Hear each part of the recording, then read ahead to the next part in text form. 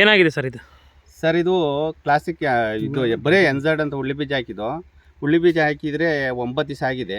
ಒಂದು 25-30 ಸಾವಿರ ರೂಪಾಯಿ ಖರ್ಚು ಮಾಡಿ ಸುಮಾರು ಅಂತ ಅಂದರೆ ಒಂದು 25 ಕೆಜಿಯಿಂದ 30 ಕೆಜಿ ಬೀಜ ತಂದಿರೋದು ಎಲ್ಲ ರೈತರುಗಳು. ಒಂದು 7ರಿಂದ 8 ಜನ ರೈತರುಗಳು ತಗೊಂಬಂದು ಹಾಕಿರೋದು. ಅದರೊಳಗೆ ಇವನೇ ಫಸ್ಟ್ ಹಾಕಿರೋದು. ಇನ್ನೂ ಇಬ್ಬರು ಹಾಕಿವ್ರು ಈಗ ನಮ್ಮೂರು ಆಲ್ರೆಡಿ. ಈಗ ಅದರಲ್ಲಿ ಇವರಿಬ್ಬರೇ ಹುಟ್ಟಿಲ್ಲ, ಇನ್ನಿದ್ದವೆಲ್ಲ ಬೀಜವೇ. ಕಂಪ್ನಿಯವ್ರು ಬಂದಿದ್ದರು, ಕಂಪ್ನಿಯವ್ರು ಬಂದು ನೋಡ್ಕೊಂಡು ಬೀಜ ಕೊಡ್ತೀವಿ, ಇದು ಬೇರೆ ಜರ್ಮಿನೇಷನ್ ಬಿಟ್ಟು ಇಲ್ಲ ಇದೇ ಥರ NZ ಬೇಕು ಅಂದರೂ ಕೊಡ್ತೀವಿ ಅಂತ ಹೇಳಿ ಹೋದರು. ಈಗ ಹಿಂಗಾಗಿದೆ. ಎಷ್ಟು ದಿನ ಆಯ್ತು ಸರ್ ತಾವು ಹಾಕಿ 9 ದಿವಸ ಆಯ್ತು ಸರ್. ಕೃಷಿ ಅಧಿಕಾರಿಗಳಿಗೆ ಏನೋ ತಿಳಿಸಿದಿರಾ ಏನು ಸರ್? ಕೃಷಿ ಅಧಿಕಾರಿಗಳಿಗೆ ಏನು ಮಾಹಿತಿ ಕೊಟ್ಟಿಲ್ಲ. ಅಲ್ಲಿ ಮಾಹಿತಿ ಅಲ್ಲಿ ಹೋದ್ರೂ ನಮ್ಗೆ ಬೆಲೆ ಇಲ್ಲ. ಅಲ್ಲಿ ಹೋದ್ರೂ ಅವ್ನು ಸಿಗಲ್ಲ. ಇಲ್ಲಿ ಏನೇ ಒಂದು ಬಂದ್ರೂ ಅಲ್ಲಿ ನಮ್ಗೇನು ಕೊಡಲ್ಲ. ಅಲ್ಲಿ ಈಗ ಬಂದ್ರೂ ಜನರಲ್ಲಿ ಕೊಡಲ್ಲ. ಈ ಥರ ಮಾಡ್ತಾನೆ ಕೃಷಿ ಅಧಿಕಾರಿ. ಡಾಸ್ಪೇಟೆಗಿರೋ ರವಿ ಅಂತ ಹೇಳ್ಬಿಟ್ಟು ನಮಗೆ ರೆಸ್ಪಾನ್ಸ್ ಏನು ಮಾಡಲ್ಲ. ಏನಾಗಬೇಕು ಅಂತ ಆಗ್ರಹ ಮಾಡ್ತೀವಿ ಸರ್? ಈಗ ನಮಗೆ ಪರಿಹಾರ ಬೇಕು. ಅಲ್ಲಿ ಸೋಂಪುರದಲ್ಲಿ ನಾವು ಹೋದ್ರೂ ರೈತರಿಗೆ ಸಮರ್ಪಕವಾಗಿ ಏನು ಸಿಗ್ತದೆ ಅದು ಸಿಗಬೇಕು. ಅದು ಸಿಗಲ್ಲ. ಆ ಥರ ಅಲ್ಲಿ ನಡೆಯೋದು. ಮೊನ್ನೆ ನಾನು ಒಂದು 20 ಚೀಲ ಜಿಪ್ಸಮ್ ಹಾಕೊಂಬಂದೆ. ಅವಾಗಲೂ ಇರಲಿಲ್ಲ. ಅಲ್ಲಿ ಮೇಡಮ್ ಅವರಿದ್ದರು, ಅಮೌಂಟ್ ಕೊಟ್ಬಿಟ್ಟು ತಗೊಂಬಂದೆ. ಇನ್ನು ಏನೇ ಆಗಲಿ ಒಂದು ಮಾಹಿತಿ ಕೊಡಲ್ಲ. ಈಗ ಬೇಜಾನ್ ಲೋಡ್ಗಟ್ಟಲೆ ಇದೆ ಬರೀ ಬನ್ನಿ. ಅಲ್ಲಿ ರೈತರಿಗೆ ಬೇಕಾಗಿರೋದು ಒಂದು ಆರ್ಗ್ಯಾನಿಕ್ ಪೌಡರ್ ಇರ್ಬೋದು, ಎಲ್ಲ ಐತೆ. ಎಲ್ಲ ಯಜ್ಞ ಇಲಿ ತಿಂದು ವೇಸ್ಟಾಗಿ ಗೋಡನಾಗಿ ಬಿದ್ದೈತೆ. ಅದನ್ನ ಯಾರಿಗೂ ಸಮರ್ಪಕ ರೀತಿ ಕೊಡೋದೇ ಇಲ್ಲ ಅಲ್ಲಿ ರೈತರಿಗೆ. ಸರ್ ಈಗ ಈ ಬೇಸಿಗೆ ಕಾಲ ಶುರುವಾಗ್ತಿದೆ, ಅಂಥದ್ರಲ್ಲಿ ನೀವು ಕಷ್ಟಪಟ್ಟು ಇಷ್ಟೊಂದು ಎಳಿಬೇಕು ಅಂತ ಇದು ಮಾಡಿದ್ದೀರಾ. ಇಲ್ಲಿ ಈಗ ಕಂಪ್ನಿಗಳೇ ಮೋಸ ಮಾಡೋದು. ಈಗ ರೈತರಿಗೆ ಏನು ಮಾಡಿ, ಈಗ ಕಂಪ್ನಿಗಳು ಕೊಡ್ಬೇಕಾದ್ರೆ ರೈತರಿಗೆ ಅವರೇ ಬೀಜ ಬೆಳೆದು ಜರ್ಮಿನೇಷನ್ ಮಾಡಿ ಕೊಟ್ಟು ಆಮೇಲೆ ರೈತರಿಗೆ ಡೆಲಿವರಿ ಮಾಡಬೇಕು. ದುಡ್ಡನ್ನ ಸಿಗೋರೆಲ್ಲ ಬೀಜ ತುಂಬಿಬಿಟ್ಟು ಕಳಿಸಿರೆ ರೈತರುಗಳು ಏನು ಮಾಡಬೇಕು? ಅವ್ನು ಕಂಪ್ನಿಗೆ ನಮಗೆ ಬೀಜ ಕೊಡುತ್ತೆ, ಕಾಸು ಕೊಟ್ಟದಲ್ಲೇ ಬೀಜ ಕೊಟ್ಟಿರಲ್ಲ. ಈಗ ನಾವು ಇಷ್ಟೆಲ್ಲ ಖರ್ಚು ಮಾಡಿದ್ದೀವಿ, ಒಂದು 25 ಸಾವಿರ ಖರ್ಚು ಮಾಡಿ ಉತ್ತು ಬಿತ್ತು ಎಲ್ಲ ಮಾಡಿದ್ದೀವಿ. ಈಗ ಸೆತ್ತತ್ಕೊಂಡೈತೆ. ಈಗ ಕಂಪ್ನಿನೇ ಒಣಗಾರ ಆಗ್ಬೇಕು. ಇದಕ್ಕೆಲ್ಲ ಬೀಜನೂ ಕೊಡಬೇಕು, ಕಂಪ್ನಿನೂ ಒಣಗಾರ ಆಗಬೇಕು. ಎಷ್ಟು ಜನ ರೈತರಿಗೆ ಸಮಸ್ಯೆ ಆಗಿದೆ ಸರ್? ಸರ್ ಸುಮಾರು ಅಂದರೆ ಈಗ ಆಲ್ರೆಡಿ ಈಗ ತಂದಿರೋದು ಇಬ್ಬರೇ ಈಗ ಹಾಕಿರೋದು. ಈಗ ತಗೊಂಬಂದಿರೋರು ಒಂದು 6-7 ಜನ ತಗೊಂಬಂದವ್ರೆ. ಎಷ್ಟು ನುಕ್ಸಾನ್ ಆಗಿದೆ ಸರ್ ರೈತರಿಗೆ? ಎಷ್ಟು ಒಬ್ಬೊಬ್ಬರಿಗೆ ಒಂದು 25-30 ಸಾವಿರ ರೂಪಾಯಿ ಅಂತ ನುಕ್ಸಾನ್ ಆಗೈತೆ. ಇದೆಲ್ಲ ಗೊಬ್ಬರ, ಆಳಿನ ಕೂಲಿ ಎಲ್ಲ ಆಗಿದೆ. ತಮ್ಮ ಹೆಸರು ರವಿ ಅಂತ ಹೇಳಿ. ಇದ್ರಾಗೆ ಮ್ಯಾನುಫ್ಯಾಕ್ಚರಿಂಗ್ ಆಗಿದೆ. ಇಲ್ಲ ಉಟ್ವಳಿಯಲ್ಲಿ ಏನು ಪ್ರಾಬ್ಲಮ್ ಆಗಿದೆಯೋ ಅದನ್ನ ಲ್ಯಾಬ್ ಕೊಡ್ತಾರೆ. ಈಗ ಚೆಕ್ ಮಾಡಿಸ್ತಾರೆ, ಚೆಕ್ ಮಾಡಿಸಿ ಹೇಳ್ತಾರೆ. ಬ್ಯಾಚು ಏನಿದೆ ಆ ಬ್ಯಾಚನ್ನ ಚೆಕ್ ಮಾಡಿಸ್ತಾರೆ. ಈಗ ಅವರು ಯಾರ್ದು ಆಗಿರ್ಬಲ್ಲ, ಮತ್ತೆ ತಂದಿರೋದು ವೇಸ್ಟ್ ಅಲ್ವಾ? ತಂದಿರೋದು ವೇಸ್ಟ್ ಅವ್ರೇನು ಗೊತ್ತಿರಲ್ಲ. ಅವರು ರೈತರ ತವಿಂದನೇ ಎಲ್ಲ ಕಲೆಕ್ಟ್ ಮಾಡಿ ಅವರು ಮಾಡಿರೋದು. ರೈತರ ಕಲೆಕ್ಟ್ ಮಾಡೋದು, ಅವರು ಬೀಜನ ರೈತರ ತವಿಂದನೇ ಮಾಡ್ತಿರೋದು. ಅವರು ಕಲೆಕ್ಟ್ ಮಾಡಿರೋ ಜರ್ಮಿನೇಷನ್ಗೆ ಏನ್ ಪ್ರಾಬ್ಲಮ್ ಐತೆ ಅವ್ರು ಕಂಪ್ನಿಯವ್ರು ಚೆಕ್ ಮಾಡದಲ್ಲೇನೆ ರೈತರುಗಳಿಗೆ ಈ ತರ ವಿತರಣೆ ಮಾಡ್ಬೋದು. ಬೀಜ ಬಂದು ಮೂಲ ಬಂದು ರೈತರ ಹತ್ರ ಪ್ರೊಡಕ್ಷನ್ ಆಗೋದು. ಇವ್ ರೈತ ಅಂತಂದ್ರೆ ಇದೇನ್ ಬೀಜ ಇಂಪೋರ್ಟ್ ಆಗಲಿ ಎಕ್ಸ್ಪೋರ್ಟ್ ಆಗಲಿ ಯಾವ್ದು ಏನ್ ಮಾಡಿರಲ್ಲ. ಏನು ಇವ್ರು ರೈತರ ಹತ್ರ ಪ್ರೊಡಕ್ಷನ್ ಕೊಟ್ಟಿರ್ತೀವಿ. ಏನೋ ಜರ್ಮಿನೇಷನ್ ವ್ಯತ್ಯಾಸ ಆಗಿರ್ಬೋದು, ಆಗಿಲ್ಲ ಅಂತಿಲ್ಲ. ಇವರು ಎನ್ಕ್ವೈರಿ ಮಾಡಿದ್ದಾರೆ, ಅಶೋಕ NZ ಬೇಕಂತಲೇ ಕೊಟ್ಟಿದ್ದಾರೆ. ನಾವು ಅದನ್ನೇ ಕೊಟ್ಟಿದ್ದೀವಿ. ಡೇಟ್ ಒಂದಾಗಿ ಏನೆಲ್ಲ ಪಕ್ಕಾ ನಿಮ್ಮ ಹತ್ರ ಬಿಲ್ ಐತೆ. ಇಲ್ಲಿ ನಮಗೆ ಶನಿವಾರ ಬಂದು ಇನ್ಫಾರ್ಮೇಷನ್ ಬಂದ ಪ್ರಕಾರ ನಾನು ಇಮಿಡಿಯೇಟ್ ಕಂಪ್ನಿಯನ್ನು ಬಂದು ರೆಸ್ಪಾನ್ಸ್ ಮಾಡ್ತಾ ಇದ್ದೀನಿ. ನನಗೆ 10:15ವರೆಗೂ ನೋಡಿ ನಾನು ಏನಾಯ್ತು ಆಫೀಸಲ್ಲಿ ಏನಾಯ್ತು ರೆಕಾರ್ಡ್ ಆಯ್ತು ಅದು ನೋಡ್ಬಿಟ್ಟು ಹೇಳ್ತೀನಿ ಅಂತ ಹೇಳಿದ್ದೀನಿ. ಇದರಲ್ಲಿ ಯಾವುದೇ ರೀತಿಯ ಒಂದು ಟೋಪಿ ಗೀಪಿ ಹಾಕೋದು ಅಂದರೆ ಕಂಪ್ನಿ ಅಲ್ಲ, 85 ವರ್ಷದ ಕಂಪ್ನಿ. ನಾವು ರೈತರ ಹತ್ರ ಈಗ ರೈತರಿಗೆ ಮೋಸ ಆಗಿದೆಯಲ್ಲ, ಈಗ ಬೆಳೆನೇ ಹುಡ್ತಾ ಇಲ್ಲ ಅಂದ್ರೆ ಮತ್ತೆ ಮೋಸ ಅಲ್ವಾ? ಬಂದಿದ್ದೀನಿ ನಾನು ಇಮಿಡಿಯೇಟ್ಲಿ ಬಂದಿದ್ದೀವಿ. ಇಲ್ಲ ಅಂದ್ರೆ ಬರಲ್ಲ ಕಣಪ್ಪ ಅಂತ ರೆಸ್ಪಾನ್ಸ್ ಮಾಡ್ದಂಗೆ ಏನು ಇಲ್ಲ. ಈಗ ನೀವು ಇಲ್ಲಿಗೆ ಬಂದಿದ್ರೆ, ಈಗ ಬಂದಿದ್ರಲ್ಲ ಜಸ್ಟ್ ನಾವು ಒಂದು ½ ಅವರ್ ಮುಂಚೆ ಬಂದಿದ್ದೋ ಏನು ಇವರೆಲ್ಲ ಇದ್ರು ಎಲ್ಲ ಮಾತಾಡಿದ್ವಿ. ನಾವು ಎಲ್ಲಾರನ್ನೂ ಕಮ್ಯುನಿಕೇಶನ್ ಮಾಡ್ಕೊಂಡು ಅವ್ರ ಹತ್ರ ನಾವು ಮಾತಾಡಿದೀವಿ. 10:15 ಟೈಮ್ ಹೇಗೆ ಪರಿಹಾರ ಹೇಗೆ ಮಾಡ್ತೀರಾ? ಏನು ಪರಿಹಾರ ಇಲ್ಲ, ನಾನು ಹೋಗಿ ಮಾತಾಡ್ಬೇಕು. ನನಗೂ ಟೈಮ್ ಬೇಕು. ಅಷ್ಟರೊಳಗಾಗಿ ನೀವೆಲ್ಲ ಏನು ಇದು ಮಾಡ್ತೀರಿ ಅಂತ ನಾವು ಸರ್ ಎಲ್ಲೂ ಇವರಾಗಲಿ ಬೇರೆ ಕಡೆಯಿಂದ ತಗೊಂಬಂದಿಲ್ಲ. ನಾನು ಕಂಪ್ನಿ ಎಂಪ್ಲಾಯ್, ನಾನೊಂದು ಬಿಲ್ ಮಾಡಿಕೊಟ್ಟಿದ್ದೀನಿ ಕಂಪ್ನಿಯಿಂದ. ಆ್ಯಸ್ ಎ ಪ್ರೊಸೀಜರ್ ಪ್ರಕಾರ ಐಟಮು ಫಾರ್ಮರಿಗೆ ಬಂದು ತಲುಪಿದೆ. ಇವ್ರಿಗೆ ಬಿಲ್ ಕೊಡ್ತೀವಿ. ಯಾವ್ದ್ರಾಗಿದ್ರಿಗೆ ಏನು ಡೋಕ ಆಗಲಿ ಮತ್ತೊಂದಾಗಲಿ ಯಾವ್ದು ಈಗ ಬೀಜನೇ ಹುಟ್ಟುವಳಿ ಆಗ್ತಿಲ್ಲ ಆಗಿಲ್ಲ. ಸತ್ಯ ನಾನೇ ಒಪ್ಕೊಂತ ಇದ್ದೀನಿ. ನಾನು ನಿಮ್ಮ ಮುಖಾಂತರ ಇವ್ರ ಮುಖಾಂತರ ನಾನು ಏನೋ ಫೋನಲ್ಲಿ ಮಾತಾಡ್ತಲ್ಲ ನಾವು ನೀವು ನಾನು ನೋಡಿದ್ದೀನ, ನಾನೇ ಹುಟ್ಟಿಲ್ಲ, ನಾನೇ ಒಪ್ಕೊಂತ ಇದ್ದೀನಲ್ಲ. ಅದನ್ನೇನು ಈ ಥರ ಇಶ್ಯೂ ಮಾಡೋದೇನು ನನಗನ್ಸೋ ಪ್ರಕಾರ ಅವಶ್ಯಕತೆ ಏನಿಲ್ಲ. ಈಗ ನಾನು ಎಲ್ಲೋ ಕೂತ್ಕೊಂಡು ಫೋನಲ್ಲಿ ಮಾತಾಡಿ ಇಲ್ಲ ಕಂಡ್ರಿ ನಾನೇನು ಮಿಸ್ಬಿಹೇವ್ ಮಾಡಿಲ್ಲ ನಾನು. ಈಗ ಇದು ಎಷ್ಟನೇದು 3ನೇ ಫೀಲ್ಡು. ಎಷ್ಟು ಕೆಜಿ ಹಾಕಿದ್ದಾರೆ ಇವ್ರು? 6 kg ಬೀಜ ಹಾಕಿದ್ದಾರೆ. ಇವ್ರ ಹತ್ರ ಬಂದು ಮಾತಾಡಿದ್ದೀನಾ? ಇನ್ನೊಬ್ರು ಯಾರು ಸರ್ ಅವರು? ಅವ್ರ ಹತ್ರ ಹೋಗಿ ರೈತರ ಶ್ರಮ ಎಲ್ಲ ವ್ಯರ್ಥ ಆಯ್ತಲ್ಲ. ಖಂಡಿತ ಸರ್, ನಾನು ರೈತನೇ ಸರ್. ನಾನು ಇವ್ರ ಮುಖಾಂತರನೇ ನಾನು ಪ್ರೊಡಕ್ಷನ್ ಬೀಜ ಮಾಡ್ಕೊಳ್ಳೋದು. ನಾನು ರೈತ ಸರ್. ನಾನು ತುಮಕೂರು ಡಿಸ್ಟ್ರಿಕ್ನೇ ನಾನು ರೈತ. ನಾನು ಖಂಡಿತ ನಾನು ರೈತ ಅಲ್ಲ ಅಂತಲ್ಲ. ನಾನು ಇವರಿಗೆ ನಾನು ಸ್ಪಂದಿಸ್ತಾ ಇದ್ದೀನಿ. ನಾನು ಸ್ಪಂದಿಸ್ತಲೇ ಇದ್ದು ಯಾವುದೋ ಮೂಲೆ ಕೂತ್ಕೊಂಡೇ ಆನ್ಸರ್ ಮಾಡ್ತಾ ಇಲ್ಲ.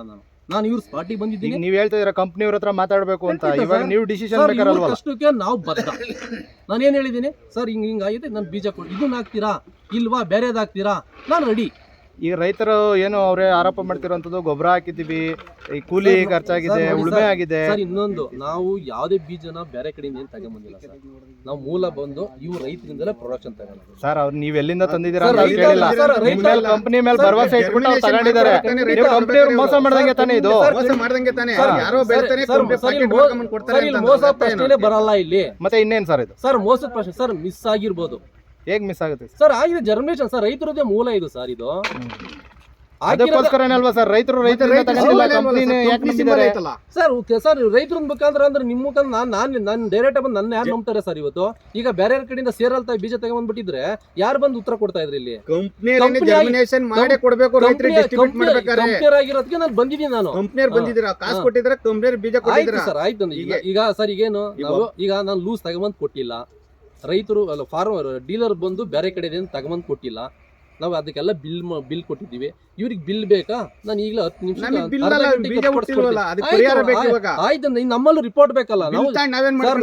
ಸರ್ ನಾವು ಎಲ್ಲಾ ಜರ್ಮಿನೇಷನ್ ರಿಪೋರ್ಟ್ ಇರೋದೇ ತಗೊಂಡು ಇಲ್ಲಿಗೆ ನಾವು ಮೂಲ ತಗೊಂಬಂದಿರೋದು. ಏಕೆ ಈಗ ನೋಡ್ರಿ, ಅಲ್ಲಿ ಕ್ಲಾಸಿಕ್ ಅಂತ ಆಗಿದೆ, ಚೆನ್ನಾಗಿ ಹುಟ್ಟಿದೆ, ಅದೇ ಅಶೋಕ ಕಂಪ್ನಿದೆ ಅದು ಅಲ್ವಾ ಸರ್? ಅದು ಅಶೋಕದ ಅಲ್ವಾ ಸರ್ ಇರೋದು? ಅದೇ ಅಶೋಕದ ಕ್ಲಾಸಿಕ್ ಎನ್ಸೆಡ್ ಅಲ್ವಾ ಅದು? ಅಶೋಕದ ಎನ್ಸೆಡ್ ಹುಟ್ಟಿಲ್ಲ. ಅಶೋಕದ ಎನ್ಸೆಡ್ ಹುಟ್ಟಿಲ್ಲ ಅಂತ ನೀವು ಹೈಲೈಟ್ ಮಾಡ್ತಾ ಇದ್ರೆ ನಾನು ಒಪ್ಕೊಂತ ಇದ್ದೀನಿ. ನಾನು ಇಲ್ಲ ಅಂತ ಸುಳ್ಳು ಹೇಳ್ತಾ ನಾನು ಮಾತಾಡ್ತಾ ಇಲ್ಲ. ಅಶೋಕ ಕ್ಲಾಸಿಕ್ ಎನ್ಸೆಡ್ ಹುಟ್ಟಿದ್ದಲ್ಲ, ಯಾಕೆ ಹೈಲೈಟ್ ಮಾಡ್ತಾ ಇಲ್ಲ ನೀವು?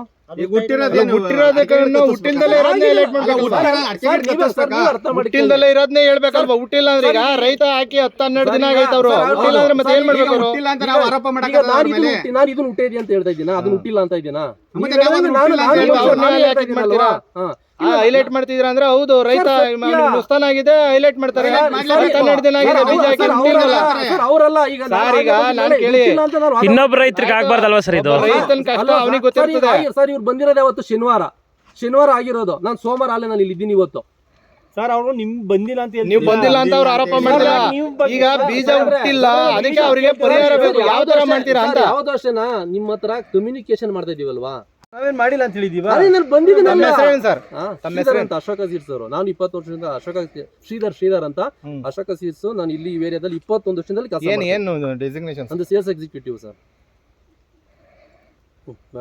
ನಾವೇ ಇವ್ರು ಏನೆಲ್ಲೂ ಬೇರೆ ಕಡೆ ಸೆಕೆಂಡ್ ಐಟಮ್ ತಗೊಂಬಂದಿಲ್ಲ, ಅಶೋಕದಿಂದಲೇ ಐಟಮ್ ತಗೊಂಬಂದವ್ರೆ.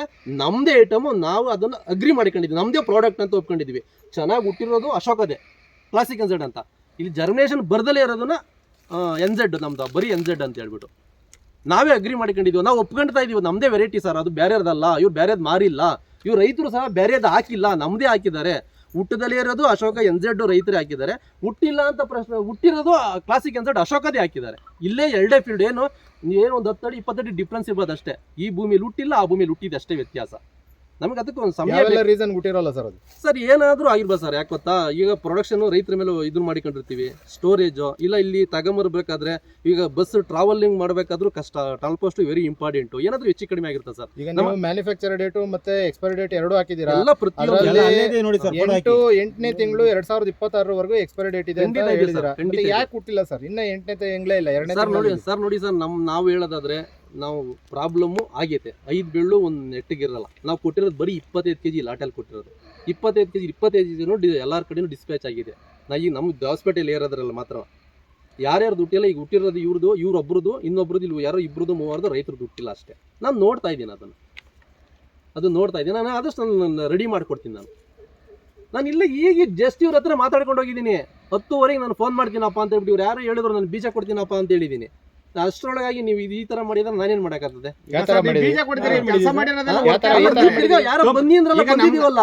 ಈಗ ನಮ್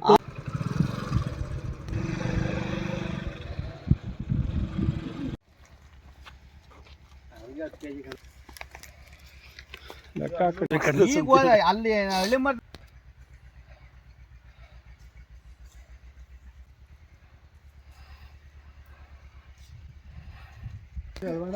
ಇಲ್ಲ, ಒಂದೇ ಒಂದು ಮೊಳಕೆ ಅಲ್ಲ. ಅವ್ನ ನಂಬರ್ ಕೂಡ ಅವಸ್ಥೆ ಅಂಗಡಿಯಿಂದ ಮಾಡ್ತೀನಿ ನಾನು. ಅಲ್ಲ ಇವ್ನ ಯಾರೋ ಬಂದು 623 ಹಲೋ.